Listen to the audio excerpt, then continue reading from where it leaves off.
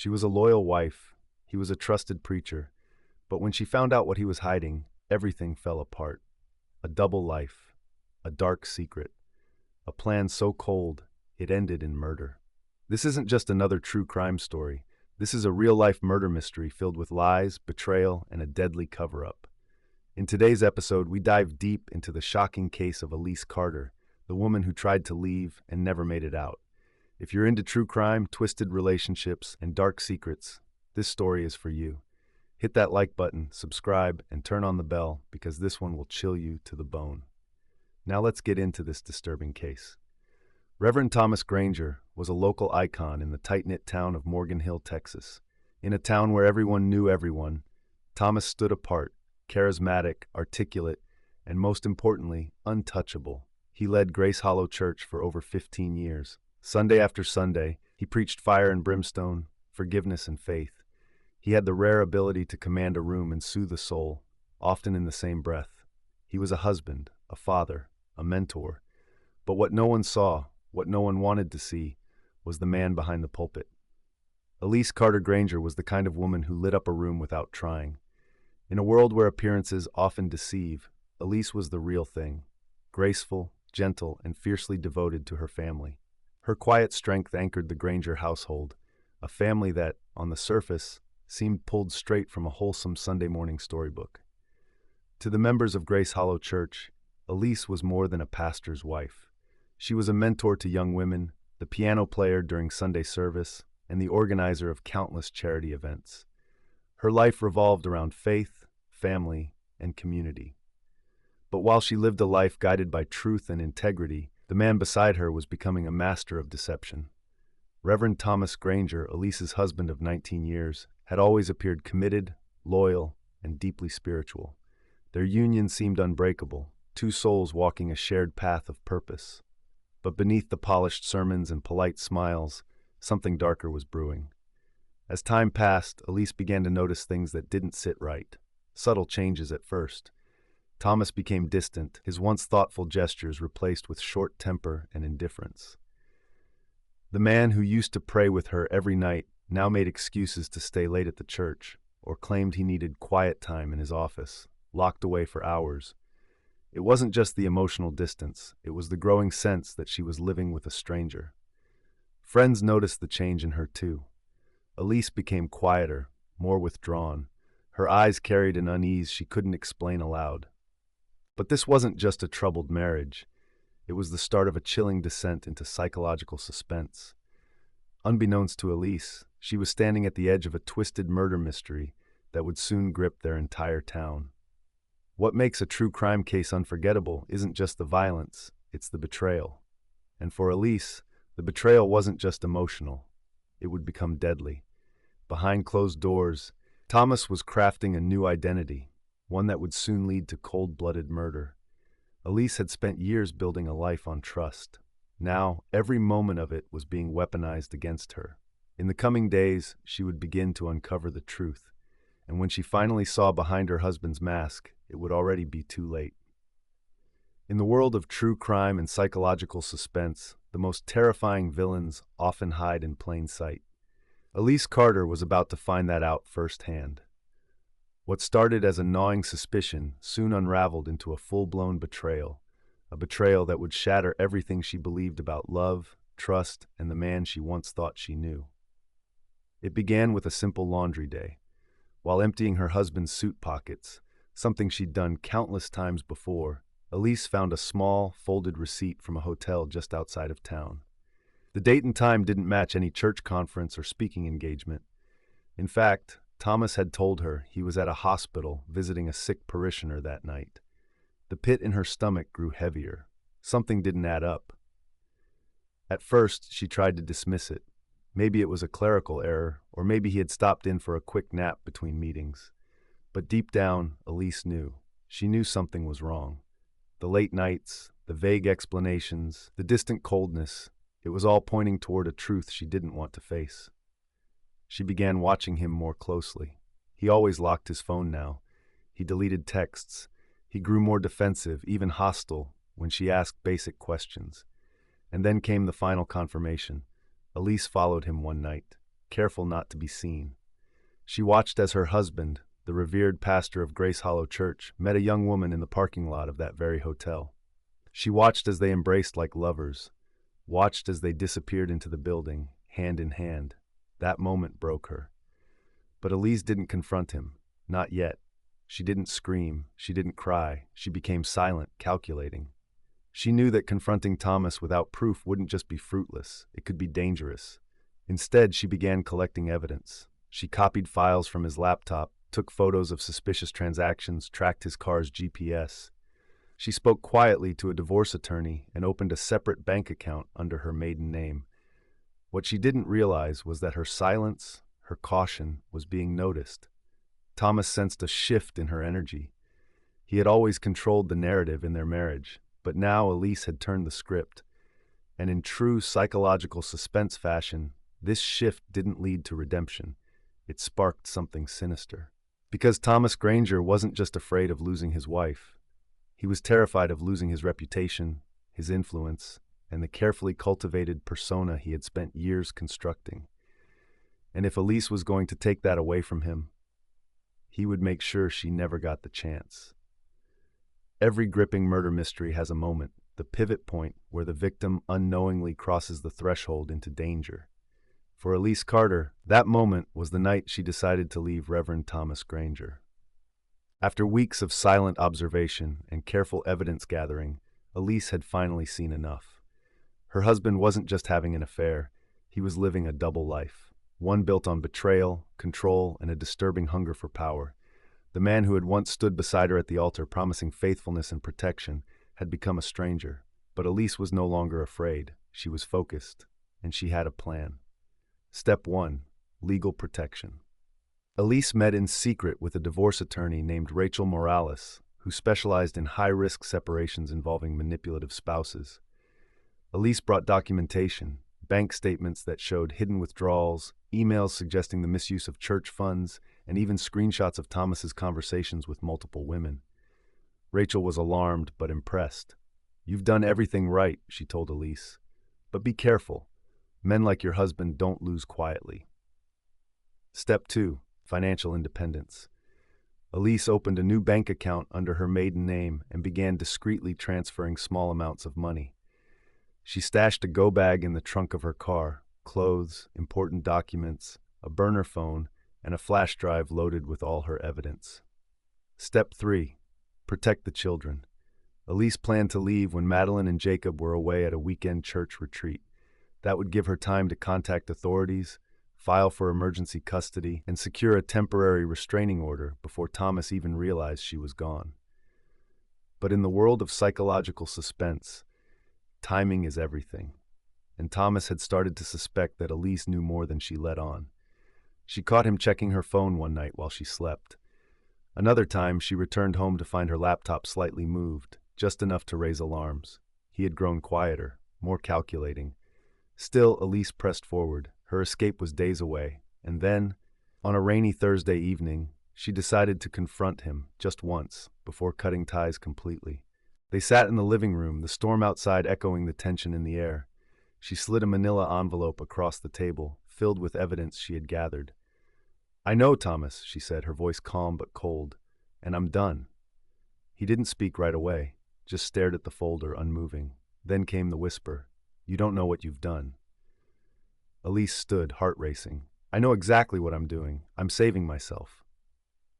She walked toward the door, but just before she stepped outside, he called after her. "You won't make it far." Those words hung in the air like a curse, because Elise had made a fatal mistake, underestimating just how far Thomas Granger would go to protect his secrets. In small towns like Morgan Hill, Texas, nothing stays a secret for long, except when someone disappears. On the morning of June 17th, Elise Carter was supposed to volunteer at the Morgan Hill Women's Shelter, something she never missed. She was known there as dependable, compassionate, and punctual to a fault. But that morning she never showed up. Calls to her phone went unanswered. Texts remained unread. By noon, her sister Lauren knew something was wrong. She drove straight to Elise's house and was greeted by an eerie silence. No movement, no car in the driveway. The front door was locked, but Lauren had a spare key. What she found inside made her skin crawl. Elise's purse was sitting neatly on the kitchen counter. Her car keys were beside it. Her phone, powered off, was tucked away in a drawer in the bedroom. And most disturbing of all, her go-bag was gone. Lauren immediately contacted the police. Thomas Granger, however, didn't seem particularly alarmed. He told responding officers that Elise had stormed out after an argument, claiming she was emotionally unstable and likely needed space. He even suggested she might be having a breakdown due to marital stress. But Elise's friends and family weren't buying it. She had told Lauren about the affair. She had told her attorney about the evidence. Elise had no history of mental illness, and she would never leave her children behind, especially not without telling someone. The missing persons case was opened within 24 hours. Flyers went up around town.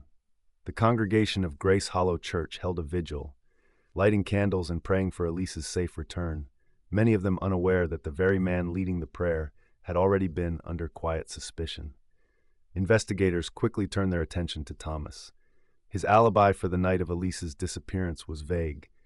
He said he had been at home, reading, but had no one to confirm it. Security footage from their neighborhood showed no sign of Elise leaving in her car. No cabs, no Uber, nothing.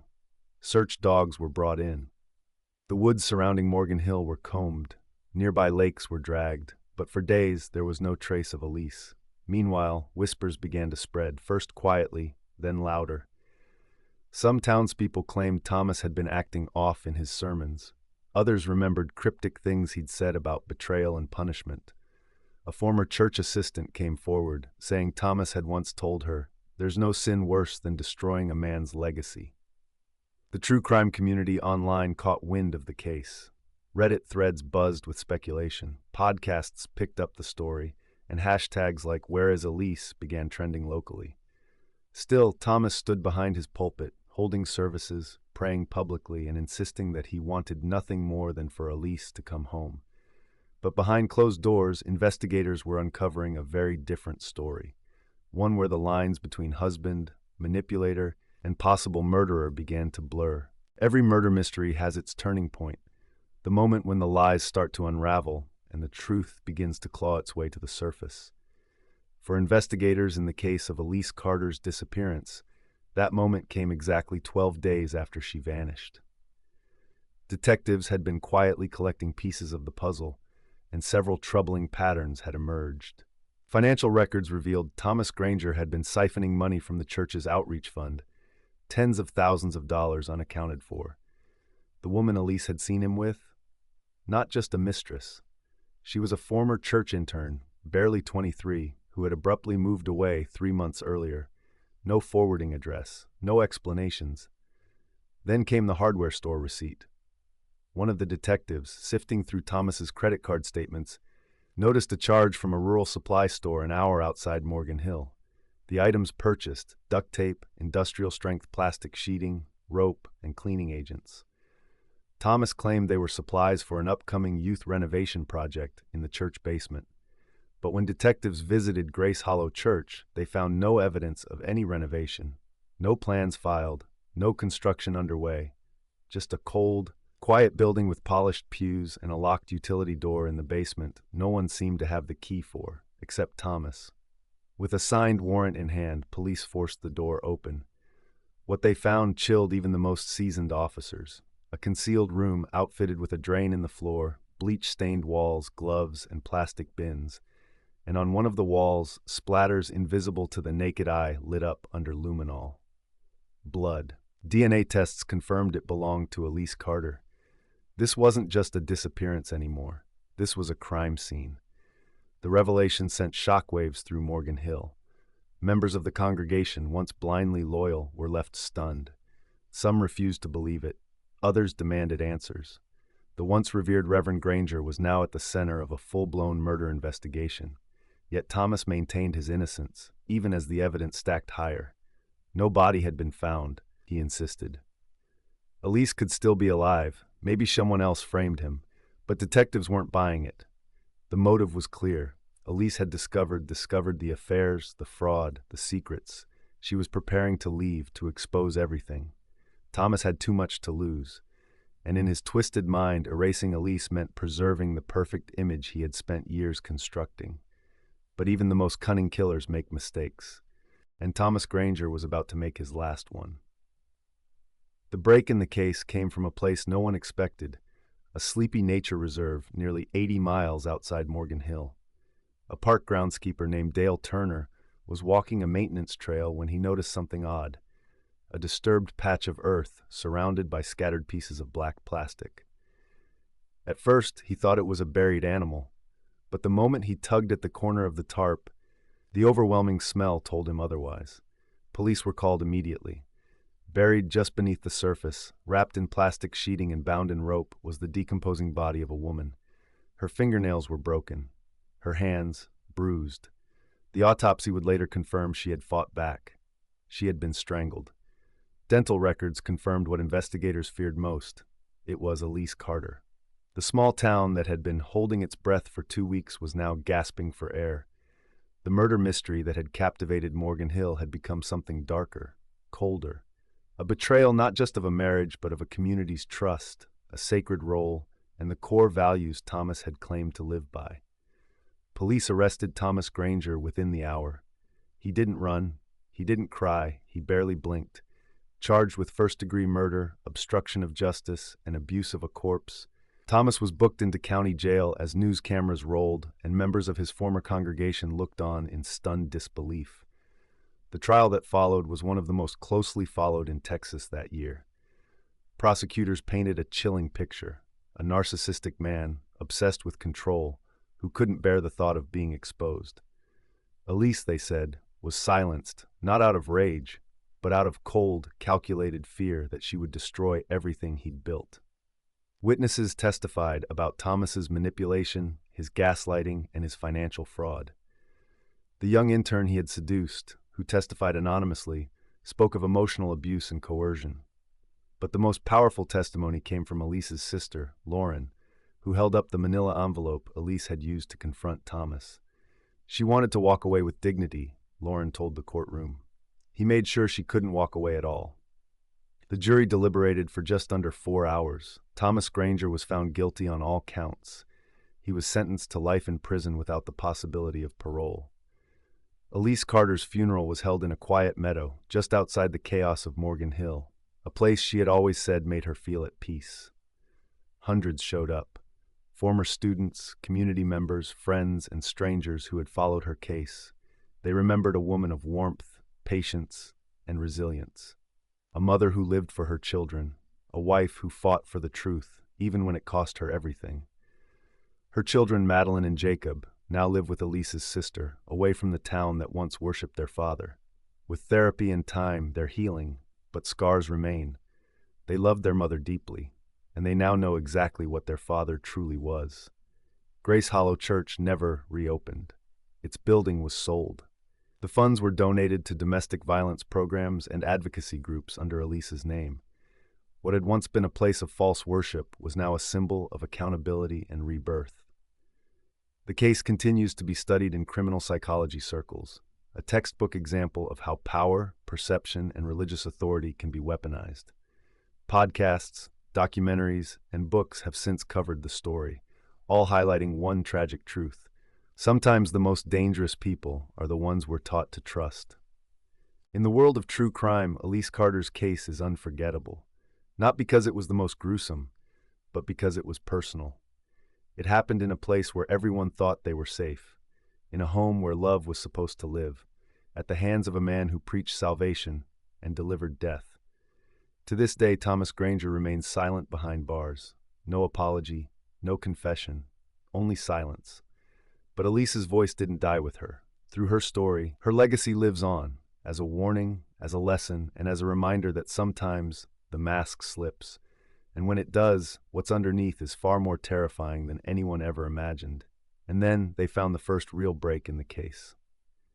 That concludes the devastating, haunting story of Elise Carter, the woman who dared to seek the truth and paid the ultimate price.